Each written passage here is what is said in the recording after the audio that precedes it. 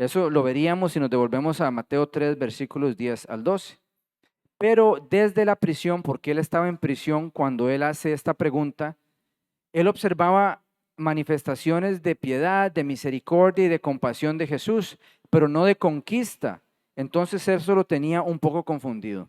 Entonces, como no había un cumplimiento apocalíptico inmediato, eso provocó confusión en diferentes sectores del judaísmo del siglo I, del tiempo de Jesús, y eso inclusive fue un obstáculo más adelante, después de la crucifixión de Cristo. Entonces Jesús responde apelando al cumplimiento profético antes que a títulos mesiánicos. O sea, la obra que yo estoy haciendo refleja realmente lo que la palabra dice que yo venía a hacer. Entonces enfóquense en eso y no si yo vengo a derrocar a los romanos o no. Yo no sé si ustedes recuerdan que también hay una escena más adelante después de los panes y los peces, donde la gente busca a Jesús para hacerlo rey y Jesús se escabulle, porque no es a eso que venía. Entonces eso nos da a entender que los judíos tenían una expectativa diferente de lo que tenía que hacer el Mesías y no se estaba cumpliendo. Y eso ocasionaba inclusive en Juan el Bautista, que había escuchado la voz de Dios diciéndole que ese era el Mesías. ¿Será que es? Entonces Jesús, ¿qué responde? Los ciegos ven, los cojos caminan. Entonces, las señales que son anunciadas desde el Antiguo Testamento se están cumpliendo. ¿Qué otra evidencia necesitas? Uno tiene a veces que salir de la forma en que uno cree que Dios va a hacer las cosas y permitirle a Él cumplir sus promesas a su manera. Esa es un poco más o menos la idea. Excelente. Entonces, veamos ese cuadrito que dice ahí. Y está relacionado con profecías que venían del libro de Isaías. Se enfatizaba la victoria sobre la muerte, que iba a haber una restauración espiritual y física, que iban a haber señales que acompañaban al Mesías y que iban a proclamarse la buena noticia a los pobres. Y todo eso estaba pasando con la presencia de Jesús en escena. Lo que no estaba pasando era un derrocamiento de la ocupación romana, y eso es lo que hacía que los judíos tuvieran alguna duda. Ese era el problema. ¿Ok? Entonces, la respuesta de Jesús revela una característica fundamental del reino. La salvación viene antes del juicio final. Jesús vino como cordero para extender la salvación al mundo, pero eso, hay un momento futuro en el cual Jesús se va a manifestar y ahí sí va a venir como juez. Cuando Jesús regrese ya no va a venir a que misericordia, que compasión, va a venir directamente a juzgar porque ya se habrá cumplido el tiempo de la misericordia. Y eso tenemos que tenerlo claro. Entonces, en el versículo 6 vemos un versículo que es un poco enigmático. Dice, dichoso el que no tropieza por causa mía. La Reina Valera lo dice de una forma más precisa al texto. Dice, bienaventurado es el que no halle tropiezo en mí. Pero esa frase es como un poco confusa. ¿De qué nos estará hablando ahí realmente Mateo cuando lo escribe? La idea general es que la persona encuentra en Jesús una causa para tropezar porque interpreta mal su testimonio y sus obras. Entonces, lo podríamos traducir interpretativamente de una forma diferente. Podríamos decir, bienaventurado el que no encuentre en mí una razón para dejar de creer. Bienaventurado el que no permita que sus expectativas equivocadas acerca del Mesías lo lleven a rechazarme. Bienaventurado el que no encuentra en mí motivo para apartarse. Entonces, usted tiene una serie de información y cosas que usted está viendo que Jesús está haciendo, pero uno puede tener la información correcta y llegar a las conclusiones equivocadas. Y eso es lo más triste en este mundo, que usted tenga un montón de información y llegue a una conclusión equivocada y termine haciendo lo incorrecto. Entonces, ahí él está diciendo, bienaventurado aquel que no me rechaza porque no cumplo sus expectativas, porque estoy cumpliendo las expectativas del reino. Pero eso está en el corazón del hombre. A veces rechazamos la obra de Dios porque no se ajusta a nuestra voluntad, a la manera en que queremos que suceda. Entonces Jesús está diciendo, no, bienaventurado todo aquel que no me rechaza porque no hago las cosas como Él quiere. Esa es un poquito la idea que está ahí. La fe madura interpreta la obra de Dios a la luz de las Escrituras y no a la luz de expectativas personales. ¿Ok? ¿Podemos pasar a la siguiente? Excelente. Entonces, vemos ahí que Jesús corrige cualquier conclusión errónea que pudiera surgir del encarcelamiento de Juan. La validez del ministerio de Juan no se mide por las circunstancias finales de su ministerio, se mide por la función que Dios le asignó y si él la cumplió o no. Porque si juzgáramos la obra de Pablo por la forma en que él terminó decapitado, posiblemente terminaríamos con una mala opinión. ¿Y quién era ese Pablo que terminaron cortándole la cabeza? O a Pedro, que la tradición dice que murió crucificado de forma invertida. Entonces, aquí Jesús está diciendo, no piensen que porque Juan está en la cárcel, eso refleja mal en él, que él lo ha hecho mal. No, él está cumpliendo la función que Dios le asignó y eso es lo que es importante. Cuando Jesús dice más que profeta, está destacando la singularidad histórica de Juan, lo que él está representando en ese tiempo. Todos los profetas habían anunciado en general la llegada del Mesías, pero Juan fue el que realmente preparó su camino y señaló su manifestación. Viene uno después de mí que es mayor que yo, del cual ni siquiera soy digno de desatar la correa de su calzado. Así es como introducía Juan al Mesías al mundo. Entonces, Malaquías 3:1 nos habla que habrá un mensajero que prepara el camino. Ese mismo libro en el capítulo 4 nos dice que había un Elías que habría de venir. Y entonces este Malaquías fue el último profeta del antiguo pacto. Digamos antes de los 400 años de silencio. Pero la persona que vino a cerrar, digamos con llave de oro el Antiguo Testamento fue Juan. Él era del cual se había profetizado. Él culminó la etapa de la promesa, porque cuando vino Cristo se cumplió la promesa del advenimiento del Mesías. Juan anunció que ya llegó y se está manifestando la promesa que teníamos del Antiguo Testamento. Él fue el precursor inmediato del Mesías y entonces se dio el inicio a la etapa del cumplimiento que habría Jesucristo cuando vino como Mesías. ¿Ok? Entonces Juan anunció la llegada del reino. Bueno, eso lo vamos a ver más adelante. No hemos llegado a ese versículo. ¿Ok? Hay un versículo, el versículo 11 dice lo siguiente: les aseguro que entre los mortales no se ha levantado nadie más grande que Juan el Bautista, sin embargo el más pequeño en el reino de los cielos es más grande que él. Eso también es como a veces difícil de entender o digerir. ¿Cómo es que Juan es el más grande de los profetas y es el menor en el reino de los cielos? Porque en esencia está diciendo que nosotros, que somos participantes de la nueva etapa, somos mayores que él. ¿Cómo es eso? ¿Por qué? ¿Qué es lo que estaba tratando de decir Jesús? Juan anunció la llegada del reino, pero el menor en el reino, cualquiera de nosotros, por así decirlo, ya participa del reino que Jesús se inauguró. Juan señaló al Mesías, pero nosotros vivimos bajo la obra del Mesías.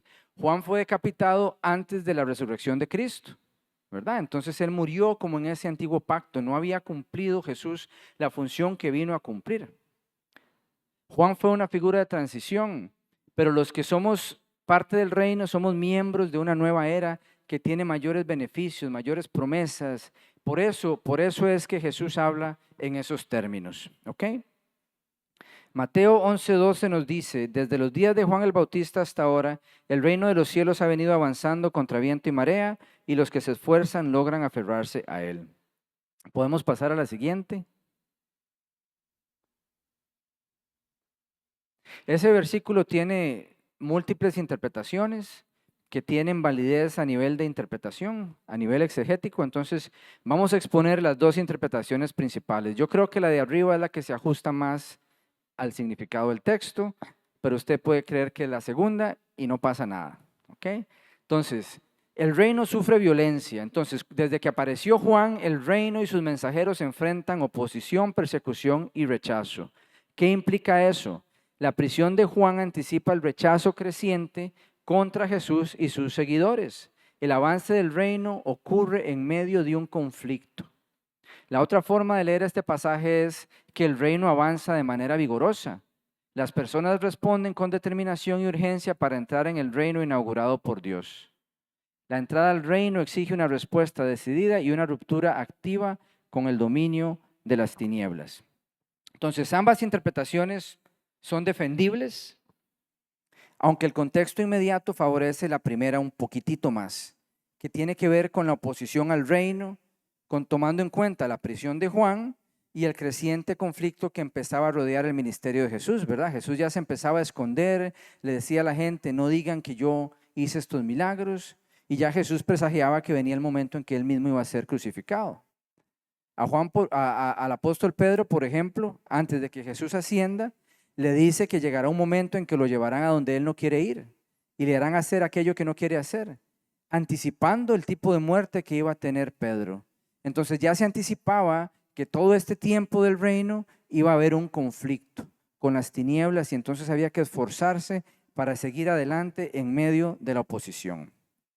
Entonces, cuando Juan aparece, se marca el momento en que la expectativa profética que ellos tenían comienza a transformarse en una realidad histórica. O sea, ellos esperaban ciertas cosas y cuando aparece Juan se empieza a cumplir. Se empieza a cumplir, entonces eso cambia completamente la era en la que se encuentran. Y entonces el reino debe provocar una respuesta intensa de oposición o de aceptación. ¿Ok? Eso es importante. Vamos a pasar, no vamos a pasar todavía porque tenemos un comentario que hacer ahí. Ustedes también han leído esta parte que dice que con qué puedo comparar a esta generación. Se parece a los niños sentados en la plaza que gritan a los demás, tocamos la flauta y ustedes no bailaron, cantamos por los muertos y ustedes no lloraron. ¿Qué significará todo eso? Es como raro también, no es una explicación que se entienda fácilmente de buenas a primeras. Básicamente la ilustración que presenta Jesús nos muestra una generación que, como niños caprichosos en la plaza, exige que los demás sigan su juego y se adapten a sus expectativas. ¿Ok? Juan y Jesús no siguieron la tonada de que aquella generación quería escuchar. Entonces, ¿qué pasó? Los rechazaron. El rechazo refleja una negativa a aceptar los términos de Dios y una insistencia en que las cosas se hagan a su manera. ¿Ok? Entonces eso es más o menos la imagen de los niños. Ellos están tocando la flauta para que los otros niños respondan de la manera en que ellos conocían que hacían ese juego, pero no lo hacían. Entonces, la tonada de Jesús y Juan el Bautista no producía en la gente la reacción que debía producir. En cambio, producía una reacción que era quiero hacerlo a mi manera. Eso es lo que Jesús está tratando de comunicar en ese momento. Y para terminar esa sección, podemos pasar a la siguiente. Vemos que al final no se les puede quedar bien con nada, porque en el versículo 18 dice, porque vino Juan que no comía ni bebía y ellos dicen, tiene un demonio. O sea, un tipo reservado, un tipo conservador, por así decirlo, en apariencia. Vino el Hijo del Hombre que come y bebe y dicen, este es un glotón y un borracho, amigos recaudadores de impuestos y de pecadores. Eso es lo que dicen de Jesús, ¿verdad? Este tipo es un parrandero que anda ahí bebiendo con los pecadores. Así se expresaban de él. Entonces vemos ahí, Juan era una persona que practicaba de cierto modo el ascetismo, la separación. Ya vamos a ver qué significa ese término. Jesús más bien mostraba cercanía social y celebraba con las personas con las cuales él se reunía. Y a Juan lo acusan de tener un demonio y a Jesús de ser un comelón y bebedor. Tanto a Jesús como a Juan lo rechazan, aunque tienen comportamientos diametralmente opuestos. Entonces, ¿a quién van a recibir? A nadie, ¿verdad? El ascetismo es una doctrina filosófica y religiosa que busca la purificación del espíritu y la iluminación mediante la renuncia voluntaria a los placeres materiales. Entonces, los ascetas se niegan a sí mismos muchas cosas, muchas comodidades y piensan que eso los purifica, que eso los ilumina, ¿verdad? Entonces, tiene como una tendencia legalista a que si usted tiene una vida austera, eso lo hace más santo y más puro. Y entonces ven a Juan de alguna manera de esa forma e igualmente lo rechazan y a Jesús también lo rechazan. ¿Ok? Entonces el contraste entre Juan y Jesús lo que demuestra es que el estilo del mensajero no era la causa del rechazo. Porque Juan tiene cualidades de una persona conservadora y Jesús lo califican de una forma diferente y de todos modos rechazan a los dos. La incredulidad encuentra razones opuestas para rechazar tanto la austeridad de Juan como la cercanía de Jesús. ¿Ok? Y la última frase ahí es que la sabiduría queda demostrada por sus hechos. es más bien como que fue demostrada como correcta. Señala que la sabiduría de Dios termina siendo vindicada por sus resultados, independientemente de las críticas humanas. O sea, la sabiduría de Dios queda en evidencia porque demuestra ser real, efectiva, porque tiene un fruto adecuado. Entonces eso es lo que dice Jesús: vean las obras que estoy haciendo, vean el resultado que eso produce, eso demuestra que son obras sabias que agradan al Señor. Entonces, si ahí como frase puse: la incredulidad rechaza a los mensajeros de Dios por diferentes motivos, pero la sabiduría que viene de Dios termina siendo vindicada por los frutos que produce. ¿Ok? Y esto lo mencionamos simplemente porque hay personas que rechazan el evangelio o el mensaje de mensajeros diferentes. No, es que ese pastor es muy gritón, no me gusta, ¿verdad? Y otros dicen: no, hombre, es que es un bostezo, me duermo, ¿verdad? Entonces, no importa cómo sea el mensajero, lo rechazan porque el problema no está en el mensajero, ni siquiera en el mensaje, está en la actitud que tiene la persona hacia el mensajero y hacia el mensaje. De eso es que está hablando Jesús. Ok, podemos seguir a la siguiente. Ahí vemos una frase, perdón, una imagen, y ahí en la izquierda vemos un poco de gente ahí en un pueblillo, en algún lado, participando de algún tipo de campaña evangelística. Llega la luz, hay oportunidades, y entonces la revelación de Dios está ahí para el que la quiera conocer. Es accesible, es evidente. Pero vean esos que están en el medio. Es el mismo escenario, pero están ahí en el teléfono, están hablando. No podría importarles menos que hay gente ahí predicando la palabra. Pero siempre va a haber algunos que sí tienen una respuesta que honra a Dios. Y esto lo menciono porque vamos a hablar de que no vamos a ser juzgados solo por lo que nosotros hicimos, sino por la luz que recibimos. Nosotros estamos recibiendo luz, revelación, palabra de Dios. Y Dios va a tomar eso en cuenta cuando nos juzga, porque tenemos un conocimiento mayor quizás que muchas otras personas en el mundo, que tal vez tienen un conocimiento más sencillo o básico del Evangelio. Pero nosotros que somos engordados con el Evangelio tenemos una responsabilidad mayor ante Dios. Y lo vamos a ver en estos pasajes que vamos a leer. La siguiente. Ok, vamos a leer esos 4 versículos, del 20 al 24. Entonces comenzó Jesús a denunciar a las ciudades en que había hecho la mayor parte de sus milagros, porque no se habían arrepentido. Ay de ti, Corazín, ay de ti, Betsaida, si se hubieran hecho en Tiro y en Sidón los milagros que se hicieron en medio de ustedes, ya hace tiempo que se habrían arrepentido con muchos lamentos. Pero les digo que en el día del juicio será más tolerable el castigo para Tiro y Sidón que para ustedes. Y tú, Capernaum, ¿acaso serás levantada hasta el cielo? No, sino que descenderás hasta los dominios de la muerte. Si los milagros que se hicieron en ti se hubieran hecho en Sodoma, esta habría permanecido hasta el día de hoy, pero digo que en el día del juicio será más tolerable el castigo para Sodoma que para ti. Entonces veamos ahí este cuadro número 6. Está hablando Jesús de Corazín, de Betsaida y de Capernaum, que son ciudades galileas, y las está comparando con Tiro, Sidón y Sodoma. Y Jesús lo que está diciendo es: si ellas hubieran recibido ese mensaje, se habrían arrepentido. Y en el caso de Sodoma, habrían permanecido hasta este día. ¿Qué había pasado con Sodoma y Gomorra? Que no habían ni siquiera 10 justos. ¿Se acuerdan que Abraham le dice al Señor: y si hubiese 50 justos, y si hubiese 45, y si hubiese 40, no se enoje mi Señor, que sigo preguntando, y si hubiese 10 justos? Y ahí sigue. Y al final, ¿qué sucede con la ciudad? Es destruida porque el único justo realmente era Lot. Se salvaron las hijas y la mujer, pero no se salvaron por ellas mismas, sino por Lot. O sea, iban ahí como impulsados por la vela de Lot. Y la mujer de Lot ni siquiera salió porque se miró atrás y quedó hecha una estatua de sal. Entonces Sodoma fue destruida. Pero Jesús dice que si hubieran escuchado el mensaje de Jesús, hubiera permanecido hasta los tiempos de Jesús, si habrían arrepentido. Entonces Él está diciendo algo muy grave, que ciudades paganas con tremendo pecado, que van a ser juzgadas duramente por su pecado, van a tener un juicio que es menor que las ciudades galileas que vieron a Cristo y lo rechazaron. Entonces, ¿qué paralelo podemos establecer nosotros? O sea, es una cosa seria recibir el mensaje y rechazarlo. Es una cosa peligrosa, es una cosa de considerar. Entonces, veamos el cuadrito de abajo. Dice, hay una situación ahí. Tiro, Sidón y Sodoma tuvieron menor revelación o ninguna revelación. Entonces tienen menos responsabilidad. Pero entre más revelación hay una responsabilidad mayor. ¿Cuál es la situación? Ver la obra de Dios y rechazarla produce un juicio más severo.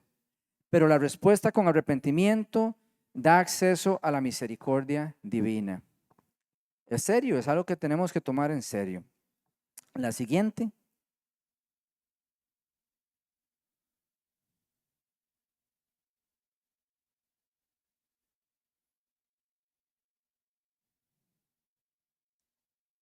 Ok.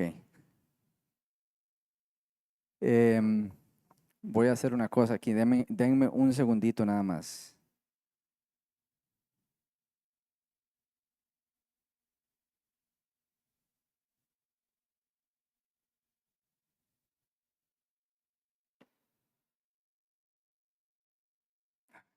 Porque lo que voy a hacer es, mientras tanto, tratar de verla aquí en el teléfono.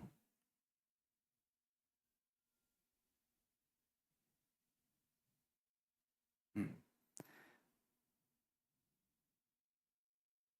Bueno, lo siguiente que íbamos a ver es un cuadro que se ve, hay un contraste que Jesús establece con la ciudad de Capernaum. ¿Cuál es ahí? Ellos tienen una expectativa como una ciudad que le pertenece a la nación de Israel.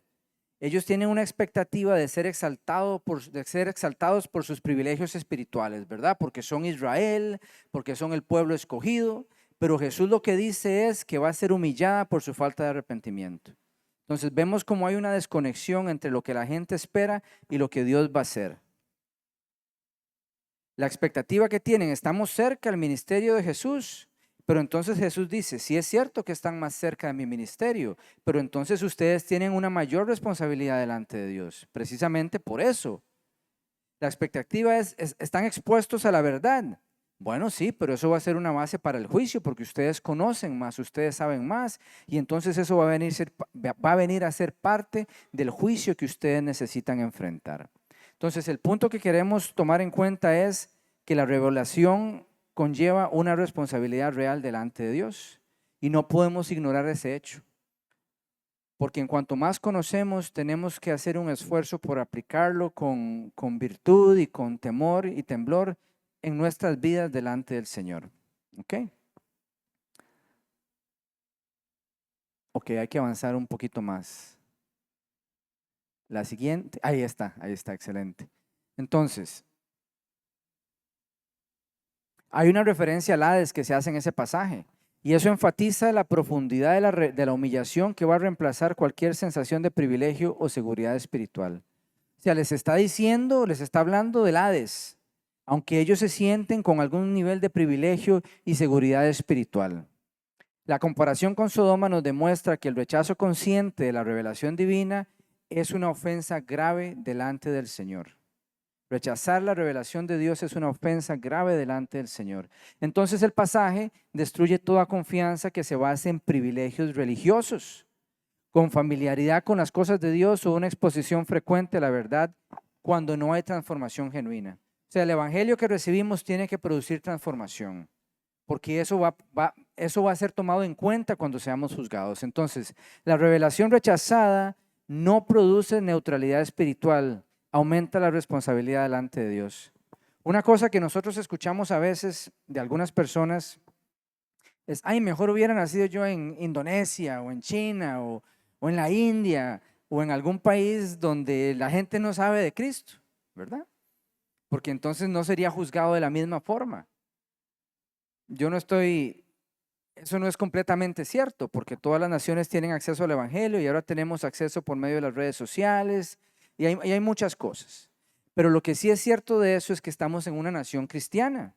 Occidente en general somos naciones cristianas por tradición. Y entonces tenemos siglos de estar recibiendo el Evangelio en diferentes formas. Por supuesto, eso conlleva una responsabilidad. Entonces el ateo no va a poder levantarse delante de Dios a decir, no, pero yo era ateo. Pero usted está en una nación cristiana. Usted, para no escuchar el Evangelio, tenía que quitarse de todo tipo de conversación, porque no importa dónde fuera usted, estaba expuesto a ella. La siguiente. Ok, los versículos 25 al 30. En aquel tiempo Jesús dijo: Te alabo, Padre, Señor del cielo y de la tierra, porque habiendo escondido estas cosas de los sabios e instruidos, se las has revelado a los niños. Sí, Padre, porque esa fue tu buena voluntad. Mi Padre me ha entregado todas las cosas. Nadie conoce al Hijo sino el Padre, nadie conoce al Padre sino el Hijo y aquel a quien el Hijo quiera revelarlo. Vengan a mí todos ustedes que están cansados y agobiados, yo les daré descanso. Carguen con mi yugo y aprendan de mí, pues yo soy apacible y humilde de corazón, y encontrarán descanso para sus almas, porque mi yugo es suave y mi carga es liviana. Entonces vemos ahí en la imagen una persona que trabaja en su propio esfuerzo y entonces se agota. Pero el que es humilde y busca al Señor rindiendo su propia voluntad para hacer lo que a Dios le agrada, va a recibir de parte del Señor el descanso que necesita. Porque el yugo de Jesús es bueno y su carga es ligera, y entonces Él da descanso al alma. Entonces la paz que buscamos no se encuentra en la ilusión de estar en control, ¿ok? Sino en una rendición incondicional a Cristo. Si usted es una persona que tiene una tendencia a estar en control o que le gusta estar en control, eso es una inclinación normal del ser humano. Todos queremos tener control, pero hay personas que son más inclinaditas a tener un deseo de controlar todo, ¿verdad? Que la hora, que el lugar, que aquí, que allá. Y muy rápidamente se cae en estrés o molestia cuando las cosas empiezan a desviarse un poquito. Porque el control es una ilusión, realmente nunca estamos en control. Pero esa idea hay que rendírsela a los pies de Cristo, porque la paz verdadera no la vamos a encontrar pensando que tenemos control de las situaciones, sino en descansar en Él. ¿Podemos pasar a la siguiente? Ok, entonces, ahí Jesús hace un contraste entre los sabios y los entendidos, que ellos que tienen como característica dominante, ellos confían en su propia capacidad. Pero Jesús habla de los niños. Y los niños que tienen, ellos demuestran dependencia y receptividad. Los niños pequeñitos en un hogar normal o medianamente normal son dependientes de los adultos y además son receptivos. Me acuerdo en un campamento de niños hace un par de años que hicimos allá en Quepos, y había un chiquito de 6 años y había una chiquita también como de 6 años que molestaba mucho y lo estaba molestando mucho. Y entonces el chiquito en su molestia la empujó o algo así, ¿verdad? No supo cómo lidiar con la situación, entonces la empujó y la chiquita llorando como si la hubieran tirado de un puente, ¿verdad? Llega como a acusar, ¿verdad? Entonces ya pregunto yo, bueno, a ver qué pasó. No, es que él me empujó y que no sé qué, ¿verdad? Y entonces yo le pregunto, ¿y usted qué hizo? ¿Verdad? Entonces ya ella necesita confesar que ella estaba molestándolo primero. Entonces digo, no, usted no puede hacer eso. Pero claro, tuve que ir a él y decirle, lo tuve que regañar. Dice, usted no puede golpear a su amiguita, a su compañera. Eso es inaceptable. Y ¿verdad? Se me queda así, ¿verdad? Y se va, pero a los 5 minutos se acerca y me abraza. ¿Verdad? Porque los niños son receptivos, no tienen un orgullo tan feo como el que tenemos nosotros, sino que ellos responden mejor. Entonces, cuando Jesús habla de los niños, Él está pensando en personas que dependen de Dios y son receptivos a su mensaje, a su corrección. Cuando los sabios y entendidos solo confían en lo que saben, en lo que creen, en lo que han practicado. Entonces, ¿cuál es el mensaje ahí? Que la revelación la reciben los que dependen de Dios. Y si no, entonces no. Porque no hay nada más triste que un profesional que conoce mucho pero no sabe nada. Tiene conocimiento pero no tiene sabiduría. Entonces de nada le sirve. Y entonces la sabiduría real viene de depender del Señor y tener esa actitud receptiva y dependiente que tienen los niños. ¿Ok? Podemos pasar a la siguiente. Veamos este cuadro, el número 10. Hay una declaración ahí importante. Jesús dice que el Padre conoce plenamente al Hijo. O sea que hay una relación única e incomparable entre ellos dos. También dice que el Hijo conoce plenamente al Padre. O sea, hay una intimidad mutua y exclusiva entre ellos. O sea, es una relación incomparable que ellos dos tienen. Y entonces, ¿cuál es la consecuencia? El Hijo es el que revela al Padre. O sea, Jesús es el mediador del conocimiento de Dios. Que si queremos tener el conocimiento verdadero de Dios, necesitamos necesariamente pasar por Jesús. Necesitamos necesariamente, para que se acuerden que lo dije 2 veces diferente, ¿verdad? Entonces, la reciprocidad de conocimiento de Dios Jesús trasciende toda relación humana o profética. No hay ninguna relación de los hombres que se compare con la relación que tiene Dios con Jesús y Jesús con Dios. Y Jesús como mediador nuestro es la única manera en que podemos obtener un conocimiento verdadero del Dios verdadero. ¿Podemos pasar a la siguiente? Ok, vamos a hablar un poquito del yugo. Jesús usa la imagen del yugo. Sabemos todo lo que es un yugo, ¿verdad que sí? Ahora, el yugo no es independencia. El yugo es trabajo recíproco, ¿verdad? Es trabajo coordinado, porque y además es equitativo en nivel de tamaño, ¿verdad? Si usted trata de hacer una yunta de bueyes con un animalón y uno chiquitico, no funciona, ¿verdad? Y si uno de los bueyes no hace caso y quiere ir rápido, entonces lo va a desviar. Entonces, el principio del yugo no es que usted le tire las cargas a Cristo y vaya a hacer lo que quiere. Es que usted está enyuntado con Jesús, pero va a dejar que Él marque el paso. Entonces, no es una señal de independencia, sino de una dependencia que ya no busca resolver por sí mismo. Entonces, el yugo es una imagen de autoridad y la enseñanza de un maestro. Así lo entendían ellos en ese tiempo. Entonces, el aprender de Jesús, ¿qué significa? Adoptar su forma de vida y enseñanza. Y si hacemos eso, vamos a alcanzar un verdadero descanso que nos restaura interiormente y nos reconcilia con Dios. Y entonces nuestra carga va a ser ligera. Y eso va a ser una condición mejor que la esclavitud en la cual vivíamos previamente. ¿Ok?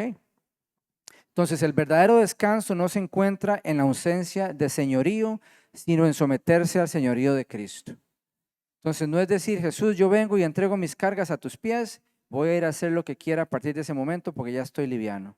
Y si usted hace eso, rapidito se va a volver a llenar de cargas y va a tener que volver y le va a pasar lo mismo, sino que más bien es llegar ante Él y esperar y decir, no, ahora voy contigo al paso que marques, en la forma que quieras, porque quiero aprender la manera en que se hacen las cosas y reposar en ti sabiendo que esa es la forma en que necesito vivir mi vida. Esa es la imagen del yugo. La siguiente. Ok, vamos a pasar ahora al capítulo 12.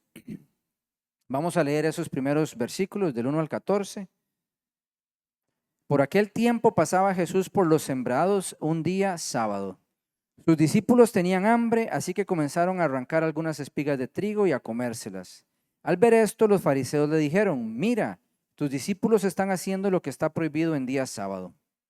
Él contestó, ¿no han leído lo que hizo David en aquella ocasión en que él y sus compañeros tuvieron hambre? Entró en la casa de Dios, él y sus compañeros comieron los panes consagrados a Dios, lo que no se les permitía a ellos, sino solo a los sacerdotes. ¿O no han leído en la ley que los sacerdotes en el templo profanan el sábado sin incurrir en culpa? Pues yo les digo que aquí está algo más grande que el templo. Si ustedes supieran qué significa esto, lo que pido de ustedes es misericordia y no sacrificios, no condenarían a los que no son culpables. Sepan que el Hijo del Hombre es Señor del sábado. Pasando de allí, entró en la sinagoga donde había un hombre que tenía una mano paralizada. Como buscaban un motivo para acusar a Jesús, le preguntaron, ¿está permitido sanar en sábado? Él contestó, si alguno de ustedes tiene una oveja y un día sábado se le cae en un hoyo, ¿no la agarra y la saca? ¿Cuánto más vale un hombre que una oveja? Por lo tanto, está permitido hacer el bien en sábado. Entonces dijo al hombre, extiende la mano. Así que la extendió y la mano quedó restablecida, tan sana como la otra. Pero los fariseos salieron y tramaban cómo matar a Jesús. Entonces, aquí vamos a ver varias cosas. Una de ellas es que Jesús es el Señor del sábado y también que la misericordia debe tener una prioridad. Entonces, veamos allá en la izquierda el legalismo que condena, busca faltas, juzga y se siente superior. Ve una necesidad y en vez de ayudar, juzga al que tiene la necesidad. Pero en el medio vemos, hay una persona, tengo hambre, necesito ayuda, que Dios te bendiga. Y vienen otros que sin juicio le extienden la mano para ayudarle. ¿Cuál es la idea que vamos a ver aquí? El legalismo ve infracciones. No lo merece, es un vago, es un aquí, es un allá, Pero la misericordia ve personas, que hay alguien que tiene dignidad inherente por el simple hecho de ser un ser humano, y por esa dignidad que Dios le dio, necesita compasión, misericordia, ser escuchado y ayudado en la medida que esté al alcance. ¿Ok? Eso es importante. Podemos pasar a la siguiente. Entonces, el conflicto no surge porque haya una violación explícita de la ley, sino porque los fariseos tienen una interpretación que se inventaron alrededor de qué tenía que pasar en el sábado y qué no podía pasar. Y entonces empiezan a limitar al mismo Jesús, al mismo Señor del sábado, en lo que puede y no puede hacer, y lo empiezan a condenar. Y hay algo que me llamó la atención de esto, porque si ustedes se van a Deuteronomio, yo lo voy a leer rápidamente, 23 al 25, es un pasaje que permite exactamente lo que hizo Jesús. Entonces yo decía, pero ¿por qué Jesús simplemente no le citó Deuteronomio 23, 25? Hubiera sido lo más fácil y se los quita encima. Porque vean lo que dice Deuteronomio 23, 25. Cuando entres en la mies de tu prójimo, podrás arrancar espigas con tu mano, mas no aplicarás hoz a la mies de tu prójimo. O sea, la acción que ellos llevaron a cabo era permitida. ¿Cuál es la objeción? Que la hizo en un sábado. Entonces, no es que lo que estuviesen haciendo inherentemente estuviese mal, sino que no podía ser en sábado, a la manera en que los fariseos lo interpretaban. Entonces, ellos están interpretando la acción como una forma de cosecha y por eso como una transgresión del sábado. Podemos pasar a la siguiente y a la siguiente, creo. Ahí. No, hay una anterior a esa.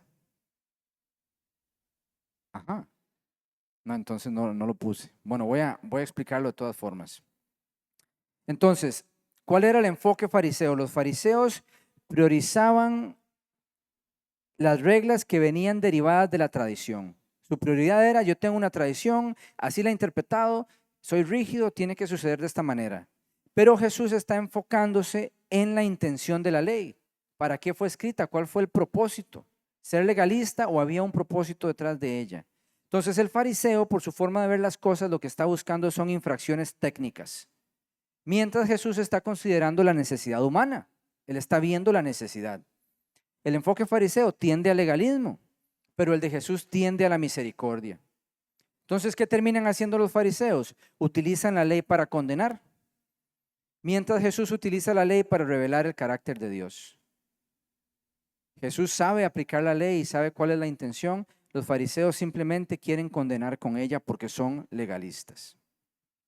Viendo este argumento de los panes, el argumento es que David come los panes de la proposición con su gente. Jesús está diciendo que la necesidad humana no se puede ignorar en nombre de una aplicación rígida de la ley. David estaba huyendo con sus hombres, preocupado de que lo mataran. Y entonces llega y el sacerdote está sacando los panes viejos de la semana anterior para poner los panes nuevos. Y entonces, ¿qué es lo que le dice el sacerdote? Te permito comerlos si por lo menos se han guardado de mujeres. Y entonces David dice, a la verdad nos hemos guardado de mujeres, que no sé qué, que no sé cuánto. Y entonces se los da y los puede comer. Pero los fariseos dicen que eso no se puede hacer. Jesús entonces lo que usa es ese ejemplo para demostrar que hay por lo menos casos de excepción donde eso es posible hacerlo y que usted tiene que ver cuál es la intención de la ley antes de condenar y ver si hay una necesidad que supera eso. Entonces, otro detalle, los sacerdotes sirven en sábado y no están pecando, están trabajando. Los sacerdotes tenían que oficiar el día sábado, que era el día de reposo, donde no se podía trabajar. Pero ¿qué está pasando? Hay actividades legítimas que tienen prioridad sobre el reposo ceremonial y la actividad del sacerdote era una de ellas y no eran condenados por eso. ¿Sí me explico con eso? Los judíos decían que el sábado no se podía trabajar, pero los sacerdotes que trabajaban el sábado, que les tocaba ese turno, sí trabajaban. Y Jesús les está haciendo entender esa situación. También Jesús dice que hay algo mayor que el templo, o sea, Él mismo, que su presencia y autoridad redefinen la discusión. O sea, yo digo, porque yo soy Señor del sábado, entonces yo sé cuál es la forma en que esto debería interpretarse correctamente. Y entonces Él dice, yo quiero misericordia y no sacrificio. porque el propósito de la ley debe interpretarse a la luz del carácter de Dios. Jesús es Señor del sábado, entonces Él tiene autoridad sobre la institución misma. Entonces Jesús está tratando de enseñarles que ellos tienen un enfoque incorrecto en cuanto a la ley y que la usan para condenar y están ignorando la necesidad humana. Y que eso no está bien, esa no fue la intención de la ley no tenía esa intención. Entonces la ley fue dada para reflejar el carácter de Dios y cuando se interpreta sin misericordia termina siendo utilizada de manera contraria a su propósito. Yo escuchaba alguna vez no me acuerdo, alguna predicación que escuché en algún momento en línea, no me acuerdo quién fue, pero se contaba la historia de un pastor legalista en algún lado que llega una muchacha vestida de una manera que no es muy modesta o pudorosa, una muchacha de la vida alegre, por decirlo así, ¿verdad? Pero era la ropa que tenía y quería ir a la iglesia y la rechazan y le dicen, no, usted no puede entrar aquí vestida así. Ahora, ¿debería ella vestirse siempre así? ¿Sí o no? No, ¿verdad que no? Pero debería ser rechazada por llegar así la primera vez, o debería mostrársele compasión y misericordia. Y tal vez el pastor luego la parte, le dice, vea mi chiquita, vea, nosotros tenemos aquí una ropita, no sé, tratar de ver cómo le ingresa, cómo la ayuda, cómo la protege, pero con amor, sin condenación. Entonces el problema persiste. Ajá.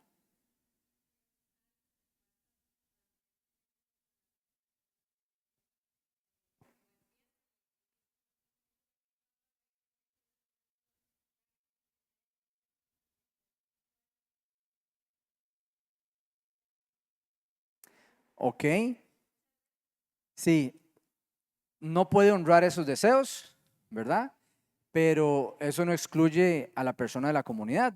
Todas las personas tenemos malos deseos, ¿verdad que sí? Todos tenemos inclinaciones pecaminosas que nos inclinan a ciertos pecados. El problema no es que haya un mal deseo en el corazón. El problema es qué hace usted con ese mal deseo.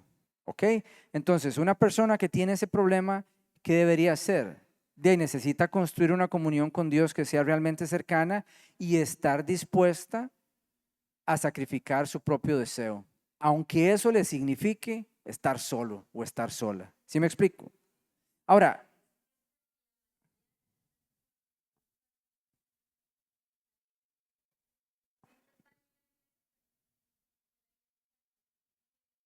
fueron rechazados.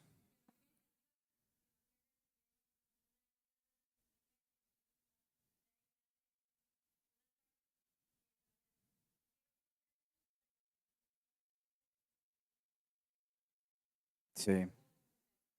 Sí le entiendo y es muy triste que esa realidad funcione. Creo que está descargado, pero se puede intentar.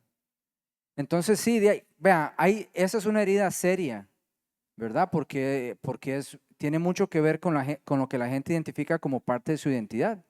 Entonces tiene implicaciones complicadas. Tal vez es más duro que una herida en otra área, pero en general hay mucha gente que es herida en la iglesia, ¿verdad? Y entonces uno no se puede achicopalar por eso, sino que necesita esforzarse y encontrar un lugar donde eso no suceda, ¿verdad?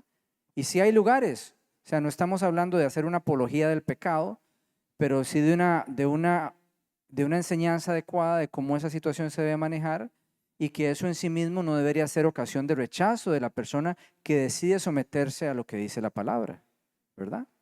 Porque qué difícil para esa persona tener que lidiar con eso. Caramba, le tocó, digamos. Pero cada uno lidiará con cosas diferentes. Y al final lo que va a importar es si su elección por Jesús supera su propio deseo. Y si usted está dispuesto a llevar esa cruz por seguir a Cristo. Eso es, ¿verdad? Entonces, si usted tiene esa perspectiva, usted no va a rechazar a la persona por eso per se, si decide vivir la vida correcta. Entonces, estoy de acuerdo en que eso es un área donde hay mucho daño que se le hace a mucha gente y por eso no se acercan a la iglesia. Y en la medida en que uno pueda ayudar, debería hacerlo porque Dios ama a todas las personas. Dios quiere que todo el mundo sea restaurado y que todo el mundo pueda entrar en su gracia, independientemente de cuál sea el problema que que les causa mayor dificultad. ¿Ok? Podemos pasar a la siguiente. Hablamos también de la oveja. ¿Ok? Entonces, vean el ejemplo que usa Jesús. Jesús dice que hay una oveja que cae en un hoyo en sábado. Él ahí básicamente está tendiendo a hablar de la hipocresía. Y entonces, de ahí, si a usted se le cae una oveja en un hoyo en el sábado, ¿qué va a hacer? ¿La va a dejar ahí? No, usted la va a ir a sacar aunque sea sábado. O sea, no sean hipócritas. Por eso les dice. Y entonces después dice, bueno, si usted sacaría a la oveja del hueco, ¿no entiende usted que un hombre vale más que una oveja? Entonces hacer el bien el sábado es legítimo. Hay una necesidad humana presente y la misericordia tiene prioridad. Entonces el problema es que los fariseos no entienden. Son legalistas, les interesa nada más la forma y piensan que eso los hace justos y se olvidan de la misericordia. Cuando Jesús dice, yo no quiero sacrificios, yo quiero misericordia. Misericordia. Sacrificios no quiero, sino misericordia. La siguiente. Entonces, veamos ahí el contraste que podemos establecer entre Jesús y sus opositores. Entonces, ¿Jesús qué hace? Jesús restaura. Mientras los fariseos lo que hacen es acusar. Jesús muestra misericordia. Y los fariseos lo que hacen es que buscan condenar. Jesús da vida. Y los fariseos buscan destruir. Entonces, Jesús revela el propósito de la ley, mientras los fariseos distorsionan su propósito. Entonces podemos entender que Jesús está haciendo estas cosas de una manera intencional, porque quiere enseñarles que están aplicando mal la ley. Y no necesariamente porque los fariseos vayan a entender, pero para que toda la gente que le está escuchando y después para la posteridad por medio de su palabra, podamos entender que hay una intención por la cual Dios emite mandamientos y ordenanzas. Son por nuestro propio bien. Y eso es lo que es más importante, entender cuál era el corazón de Dios al hacer esas cosas. Esto nos lleva, por ejemplo, los adventistas del séptimo día piensan que el sábado tiene que mantenerse. Es un punto central de su doctrina y es un punto que produce roces. Entonces yo creo que ahí hay que pensar un poquito en cómo Jesús mismo interpreta la ley y cómo Él la aplica para que podamos entender realmente lo que Dios quiere hacer en nuestro tiempo con nuestro corazón. ¿Okay? Y podemos ver también ahí que Él le sana la mano. La sanidad constituye una evidencia de aprobación divina sobre la obra realizada por Jesús. Jesús nada más dijo, extiende tu mano. Esa fue la magnitud del trabajo que hizo Jesús para sanarlo. O sea, no hizo realmente nada, nada más le dijo, extiende tu mano. Y entonces la forma en que reaccionan los fariseos al final revela qué tan profundo es el conflicto que ellos tienen. Aunque ellos ven una demostración evidente del poder de Dios, buscan destruir al que la hizo.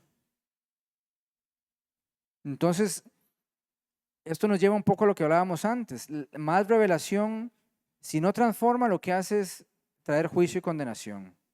Entonces, si usted viendo milagros y viendo poder y conociendo la palabra, lo que hace es rechazarla, eso en vez de traer salvación a su vida, lo que hace es traer condenación.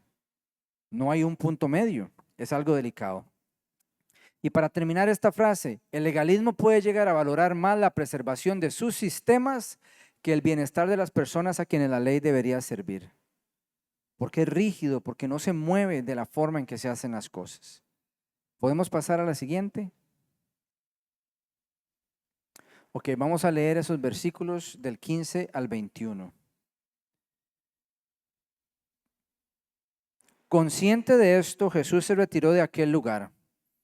Muchos lo siguieron y él sanó a todos los enfermos, pero les ordenó que no dijeran quién era él.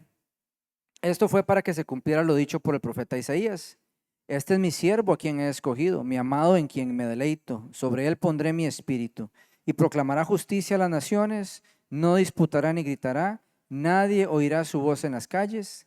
No acabará de romper la caña quebrada, ni apagará la mecha que apenas arde, hasta que haga triunfar la justicia, y en su nombre pondrán las naciones su esperanza. ¿Qué montón de cosas dice ahí Jesús? Veamos esta imagen.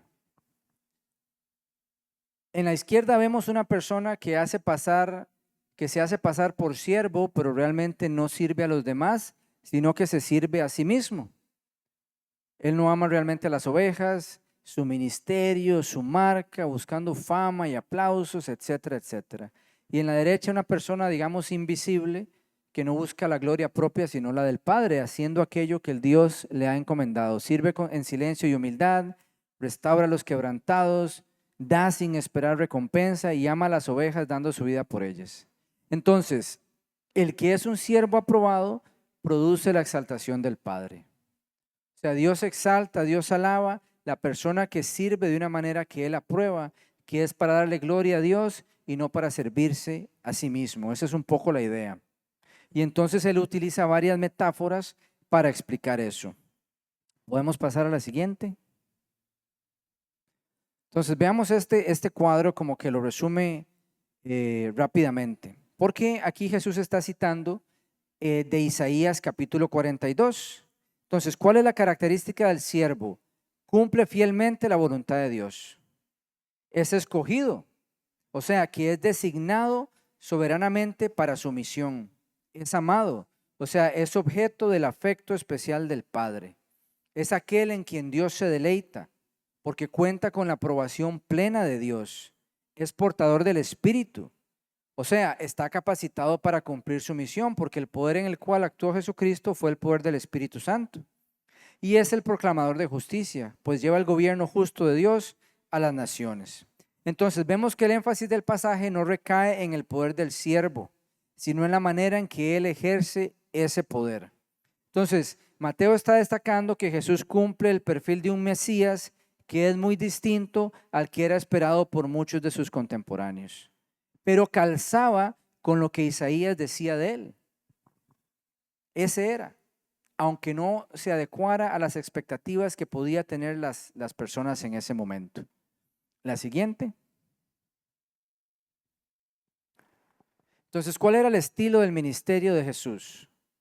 ¿Qué es lo que él no iba a hacer? Él no iba a contender para imponerse. Él iba a cumplir fielmente su misión. Jesús no era una persona argumentativa o peleona o pleitera, pero sí era muy directo y muy franco. Y a mucha gente le caía mal, porque él llegaba y soltaba la patada, como decimos, y dejaba ahí y se iba. Por todo lado iba con las patadas ninja diciendo la verdad del evangelio. Pero no lo hacía por contención, lo hacía por amor para revelar lo que Dios quería. Y así cumplía su misión. Él no buscaba promoverse mediante el conflicto. Hay gente que le gusta ganar todas las discusiones, ¿verdad que sí? Y entonces inclusive proclamar el evangelio se convierte en una discusión. ¿Verdad que sí? Qué triste. Esa actitud siempre está mal. Porque se supone que uno enseña en amor. Usted enseña porque usted quiere que la gente conozca a Cristo. Usted no enseña para tener la razón. Y entonces eso cambia la perspectiva. Porque si usted enseña en amor lo que Dios manda, eso se siente en las otras personas. Las personas lo pueden entender y sentir. Pero cuando usted nada más vomita hechos bíblicos para tener la razón, eso cae mal. Eso cae mal. Y más bien hace que la gente como que se aleje. Entonces tenemos que tener cuidado con eso.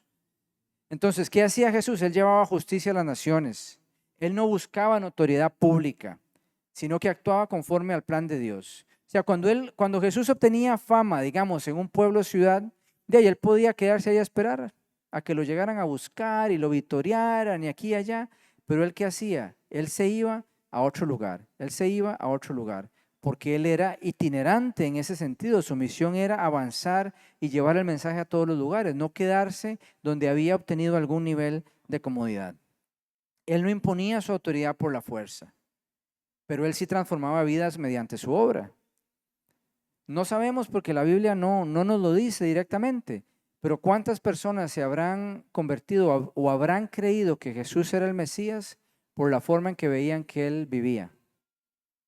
No tanto por los milagros que hacía. Yo digo que posiblemente fueron muchos. Sí, los milagros son importantes, pero Elías hacía milagros, y Eliseo, y Moisés, y hubo otros que hicieron milagros. Entonces eso en sí mismo no era una diferencia, aunque lo de él con la expulsión de demonios era muy notorio. Pero su carácter, su testimonio, su forma de vivir era algo que nadie le pudo copiar jamás. y posiblemente le atrajo muchos adeptos. Y entonces eso es lo más importante. Lo más importante no es cuánto conoce uno la palabra, es cómo vive uno la vida. Entonces, ¿qué tipo de testimonio damos nosotros? Porque mucha gente puede venir a Cristo simplemente por ver la manera en que vivimos, lo que hacemos o lo que no hacemos. Y entonces eso les ocasiona curiosidad.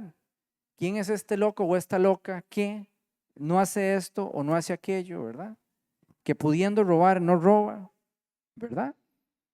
Cosas que suceden en las oficinas y en los lugares de trabajo, que pudiendo llegar tarde sin que no le digan nada, no llega tarde, sino que siempre está ahí ese baboso, a las 10 para las 7 está siempre, ¿verdad? Nunca sale antes de tiempo, no toma más tiempo del almuerzo. Uno quizás no se imagina la importancia de esas cosas, pero todo eso es nuestro testimonio, porque hay una normativa, hay una regla, hay una forma aprobada de hacer las cosas. ¿Las hace usted así o las hace a su manera porque no le van a decir nada? Todo eso es importante. Yo por un tiempo tuve un problema moral y ético, ¿verdad? Con mi papá, no con él. Él es adulto mayor, él tiene 70 años. Pero entonces cuando vamos a muchos lugares, él me dice, pero parquéese ahí, en el lugar que es facultado que tiene la sillita de ruedas. Yo decía, no, pero usted no está en silla de ruedas.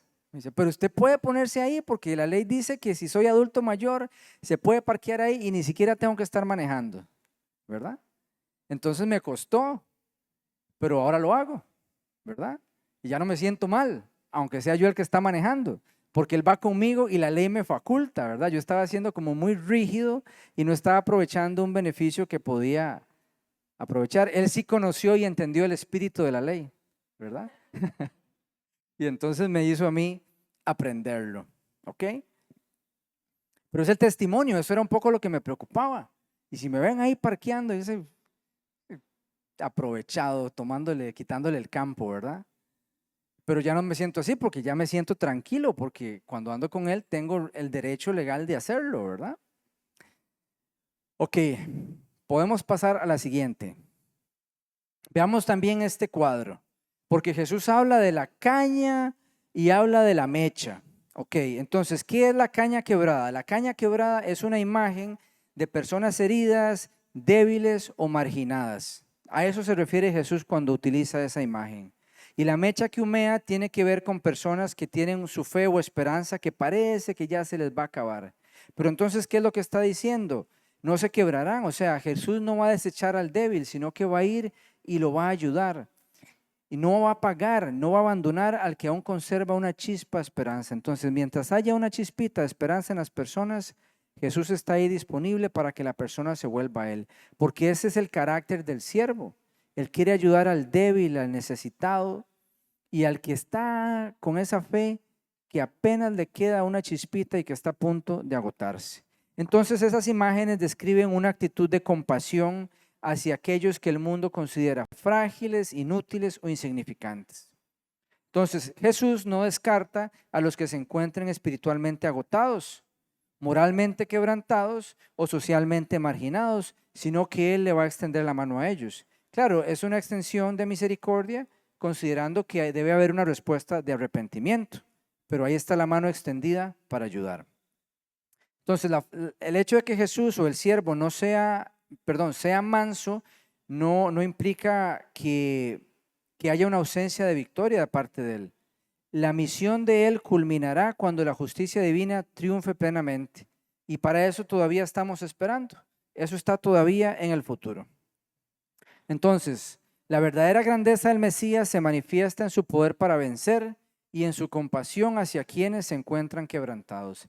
Entonces, todo esto nos enseña la manera en que nosotros también deberíamos comportarnos hacia las demás personas. Esa es la actitud que debería caracterizarnos. ¿Podemos pasar a la siguiente? Ok.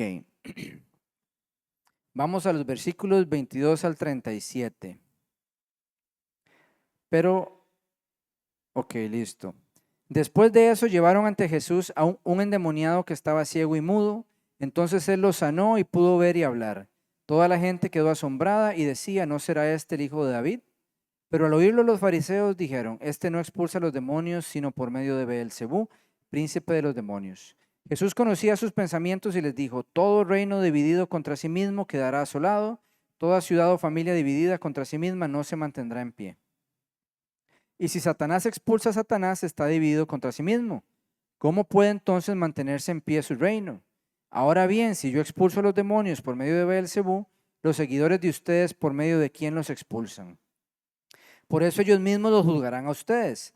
Pero si expulso a los demonios por medio de Dios, eso significa que el reino de Dios ha llegado a ustedes. ¿O cómo puede alguien en la casa de un hombre fuerte y arrebatarle sus bienes a menos que primero lo ate? Solo entonces podrá robar su casa. El que no está de parte mí está contra mí, y el que conmigo no recoge, esparce. Por eso digo que a todos se les podrá perdonar todo pecado y toda blasfemia, pero la blasfemia contra el Espíritu no se perdonará a nadie. A cualquiera que pronuncie alguna palabra contra el Hijo del Hombre se le perdonará, pero el que hable contra el Espíritu Santo no tendrá perdón ni en este mundo ni en el venidero. Si tienen un buen árbol, su fruto es bueno; si tienen un mal árbol, su fruto es malo. Al árbol se le reconoce por su fruto. Camada de víboras, ¿cómo pueden ustedes que son malos decir algo bueno? De la abundancia del corazón habla la boca. El que es bueno de la bondad que atesora en el corazón saca el bien, pero el que es malo de su maldad saca el mal. Pero yo les digo que en el día del juicio todos tendrán que dar cuenta de toda palabra ociosa que hayan pronunciado, porque por tus palabras se te declarará inocente y por tus palabras se te condenará. Y uno lo lee, pero realmente Jesús está diciendo aquí un montón de cosas realmente fuertes, realmente pesadas. Es algo fuerte.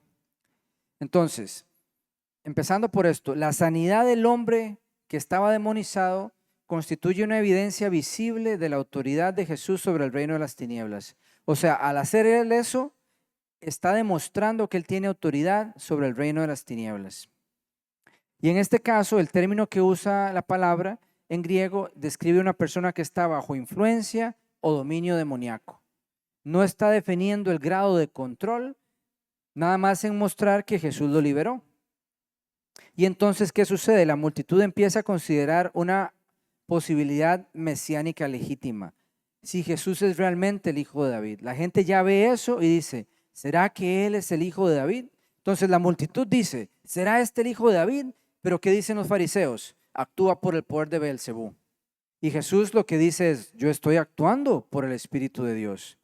Entonces, la acusación de los fariseos reconoce implícitamente el carácter sobrenatural de lo que está haciendo Jesús, solo que atribuye el poder al lugar equivocado. Entonces, ellos reconocen que hay poder sobrenatural, pero atribuyen ese poder a la persona equivocada. Entonces, Jesús, ¿qué dice? Él responde demostrando que la acusación que hacen contra él tiene una contradicción. Es realmente contradictoria, porque un reino dividido contra sí mismo está destinado a la ruina. Entonces, ¿cuál es la lógica del argumento de Jesús? Un reino dividido no permanece. ¿Y qué significa eso? Que Satanás no puede actuar contra sí mismo. Los demonios están siendo expulsados. ¿Qué significa eso? Que Satanás está perdiendo terreno. Entonces, la acusación farisea es ilógica. El origen del poder debe buscarse en otra parte. No se le puede atribuir al diablo aquello que está haciendo Jesús, porque Satanás no puede actuar contra sí mismo y además está perdiendo terreno. No tiene sentido decir que él es la fuente del poder que está haciendo que eso suceda. Ok, volviendo a la imagen. Y esto es una imagen que busca representar lo que está pasando. Ok, entonces, esa señora tenía un cáncer de páncreas, etapa 4, por así decirlo. El cáncer, se me ocurrió eso porque hasta donde yo entiendo, el cáncer de páncreas tiene una mortalidad muy, muy, muy alta. Es altísima, ¿verdad? Entonces, como que una persona sane de eso es como imposible, ¿verdad? Entonces ahí ella tiene una carta médica donde dice que está sana. Pero los corazones endurecidos dicen: no, Dios ya no sana como lo hacía. Eso seguro fue el curandero del barrio.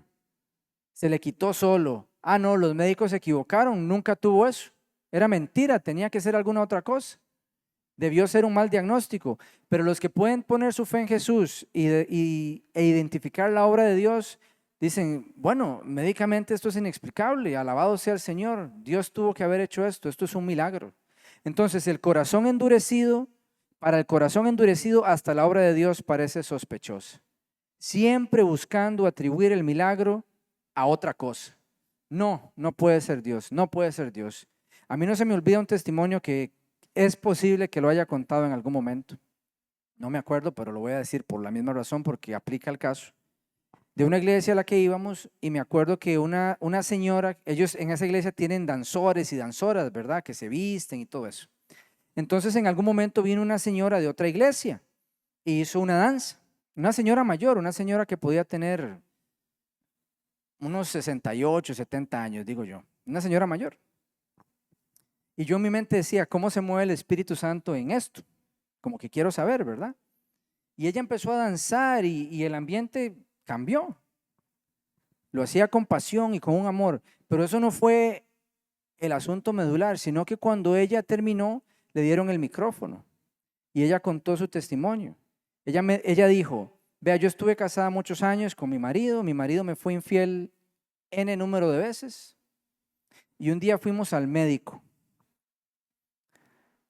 y estamos los dos sentados y la doctora le da a él un diagnóstico de VIH, que él está contaminado. Entonces le dicen la doctora a ella, tienes que hacerte la prueba para saber si usted también está contaminada. Se hace la prueba a la señora y está infectada. Imagínense qué triste, ¿verdad? Doble traición, no solo la traición del adulterio, sino que además, ¿verdad? Entonces, la situación continúa, eventualmente ella se divorcia del hombre, ¿verdad? Y ella le hace una promesa a Jesús. Le dice, Jesús, yo estoy casada contigo, este cuerpo no lo va a tocar nunca más nadie. Y empezó a orar. Y Dios la sanó. Le quitó eso. Y no la sanó solo a ella, sino que lo sanó a él, que no se lo merecía.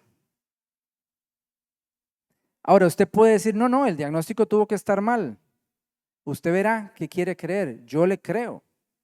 Entonces, si Dios tiene poder para hacer algo así, y lo hacía hace cientos de años, ¿por qué? ¿En qué momento dice la palabra que eso ya no existe?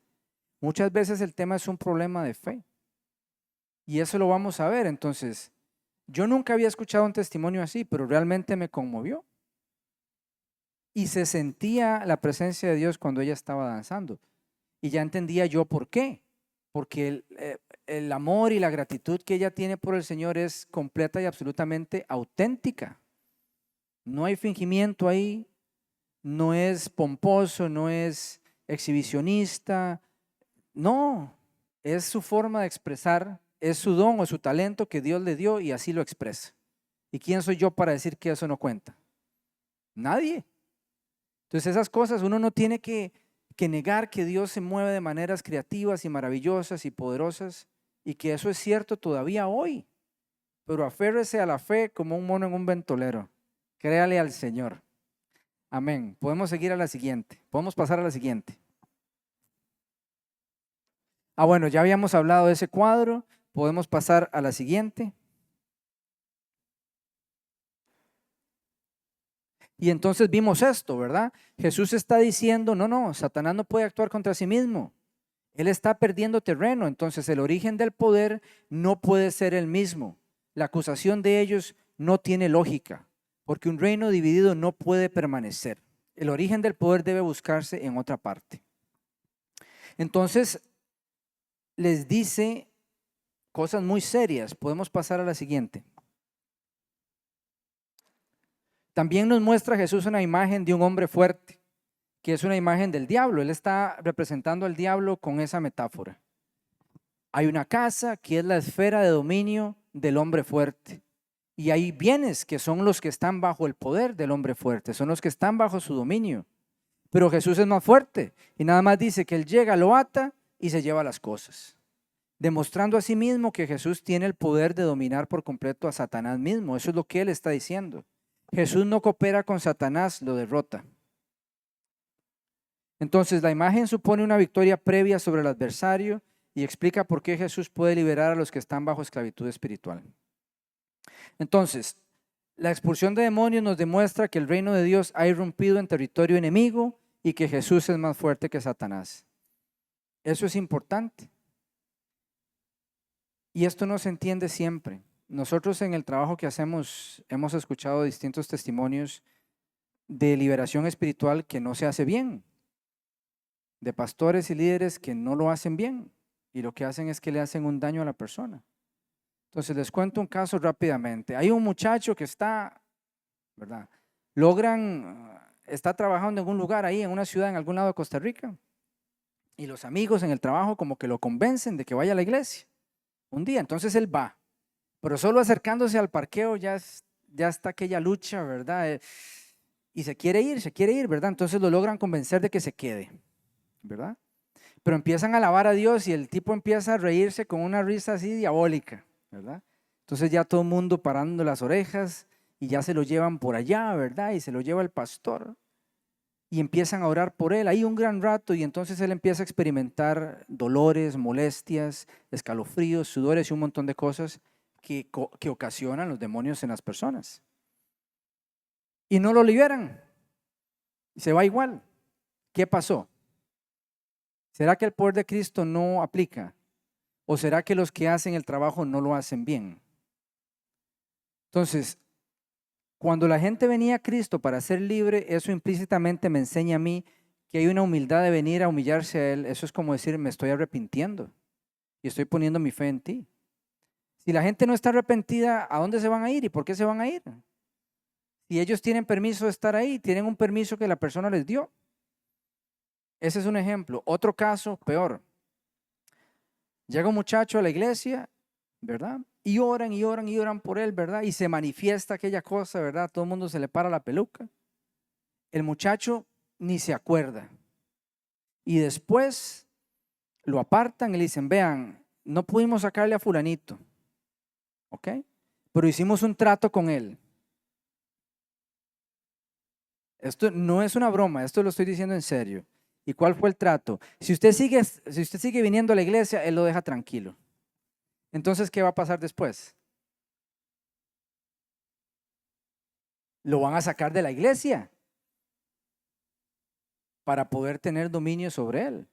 Entonces, esto solamente es como para ilustrar que hay principios que deben ejercerse detrás de estas cosas con responsabilidad y con amor. Y que cuando no se hace bien hay problemas. Le puede ocasionar unos problemas a las personas. Jesús demuestra que la victoria sobre Satanás es absoluta. Y Él sabe aplicar ese poder y esa autoridad. La pregunta es cómo nosotros como embajadores de Cristo traemos eso a la gente. Y hay un sentido de responsabilidad y preparación que debe informar al que participa de esas cosas, porque usted está tratando de ayudar a la gente, no dejarla peor. Y eso lo vamos a ver todavía más adelante. ¿Podemos pasar a la siguiente? Ok. Ahora hablemos un poquito de la blasfemia contra el Espíritu Santo. Y veamos ese cuadro. Entonces hay una evidencia, ¿verdad? Hay una obra liberadora del Espíritu Santo. Es el poder de Dios que está actuando, pero los fariseos dicen que es el poder del diablo. ¿Y qué es lo que está pasando? Hay un rechazo consciente de la obra de Dios. Entonces, la advertencia que hace Jesús surge en el contexto de lo que los fariseos hacen. Los fariseos son personas que conocen la ley. La estudian todos los días, van al templo, pero aunque tienen el asunto enfrente, no lo saben hacer ni interpretar. Entonces ellos ven una obra que claramente manifiesta el poder del Espíritu Santo, pero se la atribuyen a Satanás. Entonces el pecado que describe Jesús no corresponde a una duda pasajera, una lucha espiritual temporal o una palabra que pronuncian en ignorancia. Realmente tiene que ver con una oposición consciente, persistente, endurecida frente a una obra de Dios que es fácil reconocer. Debería ser fácil para ellos decir, ese es Dios el que está actuando, y en vez se lo atribuyen a alguien más. ¿Okay? Entonces Jesús hace una distinción entre hablar contra Él y atribuirle deliberadamente al diablo aquello que procede del Espíritu Santo. Y ahí es donde el asunto se pone complicado. Ese es el pecado imperdonable. Entonces el pasaje no describe, podemos pasar a la siguiente, una duda ocasional, sino que hay una oposición deliberada. No es una caída momentánea, es una postura asentada en la mente de los fariseos. No es un temor de haber pecado. Los fariseos no están mostrando ningún tipo de arrepentimiento. Jesús les está diciendo que están equivocados. Les pasa de largo, no les interesa. Ellos siguen firmes en lo que están creyendo. ¿Ok? Entonces el énfasis está en un rechazo persistente de la verdad. Y muchas veces hemos escuchado esto de la gente. ¿Será que yo cometí este pecado? Porque yo he maldecido a Dios, ¿verdad? Pero usualmente si la persona tiene esa preocupación de que si ofendió a Dios, de que si me puedo arrepentir, de que si Dios todavía me perdona, eso no refleja un corazón endurecido que no quiere nada que ver con Dios, sino que está mostrando una persona que está buscando a Dios, que se quiere arrepentir.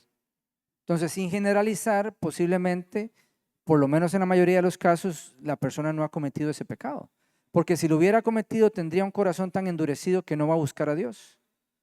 El problema es un endurecimiento del corazón que niega la obra de Dios y se la atribuye al diablo y ya no hay nada que hacer.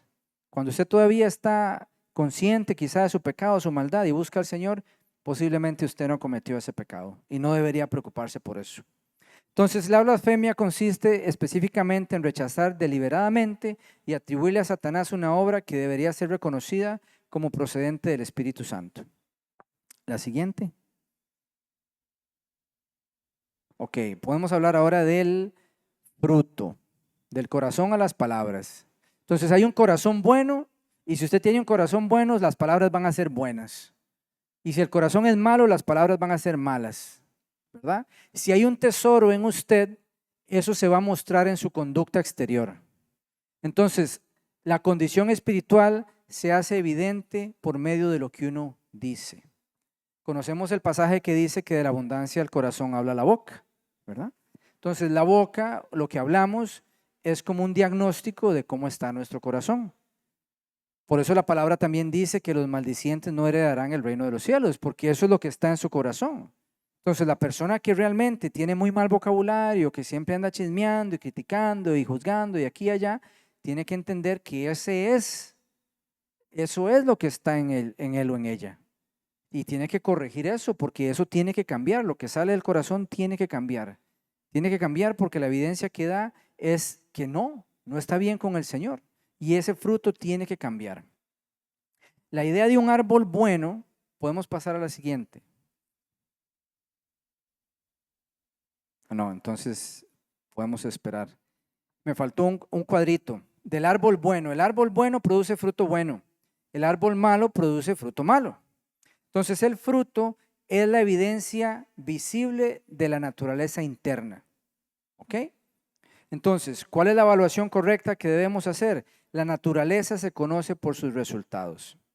La palabra que se usa ahí en el griego para bueno comunica la idea de algo que es sano, noble y adecuado a su propósito. Y lo malo tiene un matiz más fuerte, es más que una simple imperfección moral. Describe algo que está corrompido, deteriorado o podrido. Entonces vean qué feo, o sea, el árbol malo que produce fruto podrido, corrompido, hediondo. Esa es la imagen que tiene Dios de eso, o sea, es más que decir malo, es una profundidad mayor de lo que realmente está en el corazón. ¿Ok? Ok, ahora sí podemos pasar a la siguiente. 38 al 42. Vamos a leer y posiblemente terminemos con esos. Nos van a quedar unos versiculitos para la semana entrante. Algunos de los fariseos y de los maestros de la ley dijeron a Jesús: Maestro, queremos ver alguna señal milagrosa de parte suya. Jesús contestó: Esta generación malvada y adúltera pide una señal milagrosa, pero no se le dará más señal que la del profeta Jonás. Porque así como Jonás estuvo 3 días y 3 noches en el vientre de un enorme pez, también 3 días y 3 noches estará el Hijo del Hombre en el corazón de la tierra. Los habitantes de Nínive se levantarán en el juicio contra esta generación y la condenarán, porque ellos se arrepintieron al escuchar la predicación de Jonás, y aquí tienen ustedes a uno más importante que Jonás. La reina del sur se levantará en el día del juicio y condenará a esta generación, porque ella vino desde los confines de la tierra para escuchar la sabiduría de Salomón, y aquí tienen ustedes a uno más importante que Salomón. Entonces vemos aquí en esta imagen una persona que no quiere creer. Tiene mucha evidencia, pero tiene un corazón rebelde. Respuestas a oraciones, vidas transformadas, cumplimiento de profecías. Pero si Dios existe, ¿por qué hay dolor? ¿Por qué permite el mal? ¿Por qué hay pruebas? ¿Cómo sé que se interesa por mí? Pero la persona con corazón sencillo que cree en el Señor no necesita mucha evidencia para creer. Con poquito le basta para creer que hay un Dios poderoso que lo hace, y cree y se arrepiente sin dudas. Acepta las respuestas que hay, y las que no tiene no le afligen, sino que no importa, no entiendo eso, no sé eso, puedo seguir adelante con lo que yo conozco, con lo que entiendo.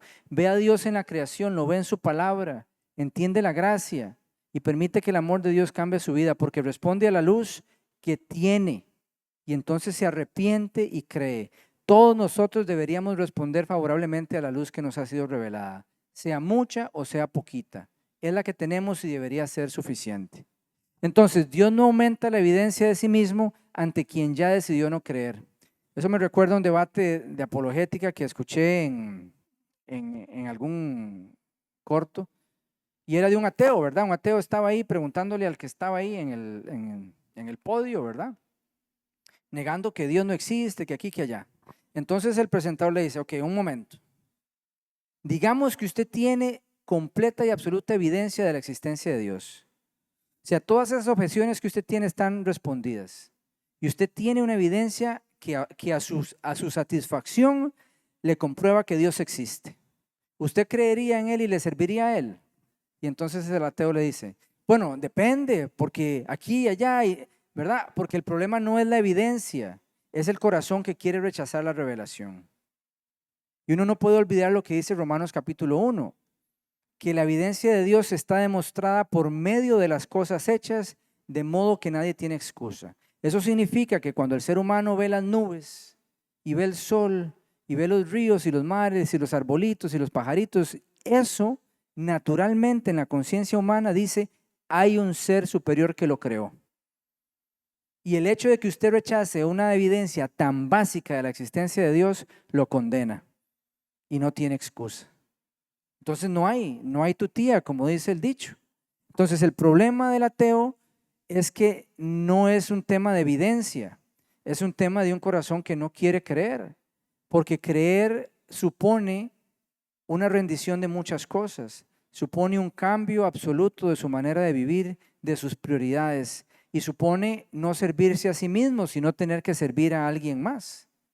Eso cambia toda la ecuación. Entonces, ¿cómo lo resuelvo? No existe, no creo. Entonces usted le da evidencia y más evidencia y más evidencia, y es un camino de nunca acabar, porque el problema está en el corazón, no está en la evidencia. ¿Ok? Entonces, podemos pasar a la siguiente. Entonces, la petición de una señal surge de la incredulidad y exige nuevas evidencias a pesar de las evidencias que ya se tienen. Jesús ya había demostrado repetidamente su autoridad por medio de sus enseñanzas, sanidades, expulsión de demonios, y había hecho otras obras poderosas. Entonces no había un problema de evidencia, sino faltaba disposición para creer. Entonces, cuando Jesús dice que no, eso demuestra que los milagros no fueron dados para satisfacer la curiosidad de nadie, ni para impresionar a nadie que había decidido rechazar la verdad. Entonces, hay una petición, queremos una señal, pero ya habían recibido numerosas señales. Demandan evidencia adicional, pero rechazan la evidencia que ya tienen. Hay una búsqueda aparente de confirmación, pero hay una persistencia en la incredulidad. Entonces Jesús les dice, no. La única señal que ustedes van a ver ahora es la señal del profeta Jonás. Y podemos pasar a la siguiente. ¿Y cuál era esa señal? 3 días y 3 noches pasó en el gran pez. ¿Y qué pasó con Jesús? 3 días y 3 noches pasó en el corazón de la tierra. Jonás salió con vida, Jesús resucitó de entre los muertos, Jonás llevó un mensaje a Nínive y Jesús proclamó el reino de Dios. La experiencia de Jonás confirmó su mensaje y la resurrección confirmaría la identidad mesiánica de Jesús. O sea que a todos esos detractores, a todos esos incrédulos, Jesús les estaba diciendo, si no me creen ahora, viene el momento en que voy a resucitar y más les vale que me crean, porque esa es la única señal adicional que les voy a dar. ¿Y qué pasó? Muchos la rechazaron. No fue suficiente. No fue suficiente que había 500 testigos que habían visto a Jesús. No fue suficiente que vieran a la gente que salió de las tumbas y anduvo por ahí. No fue suficiente que los apóstoles estuvieran dispuestos a morir por la convicción que tenían de formas horribles y entregar su vida por ello. Nada de eso fue suficiente, porque estaban decididos a no creer. ¿Ok? Entonces, pasemos a la siguiente. Este lo podemos dejar. Pasemos a la siguiente. Ok. Entonces, ¿qué dice Jesús en relación contra la generación que estaba ahí? Jesús está diciendo que Jonás le predicó a Nínive. ¿Y qué fue lo que hizo Nínive? Se arrepintió. Salomón manifestó sabiduría y entonces la reina del sur, que estaba a cientos o miles de kilómetros, lo escuchó y lo fue a buscar. Se cree que la reina del sur venía de Yemen. Yo no sé si ustedes conocen la geografía de esa zona del mundo, pero Yemen está Arabia Saudita, está Yemen, y después de Arabia Saudita está Jordania, o sea, está lejos. Es una buena caminada la que tiene que pegarse. Y esa mujer escuchó de la sabiduría de Salomón y viajó cientos de kilómetros para escucharlo. Y entonces Jesús predica y hace obras entre ellos y no le creen. ¿No le creen?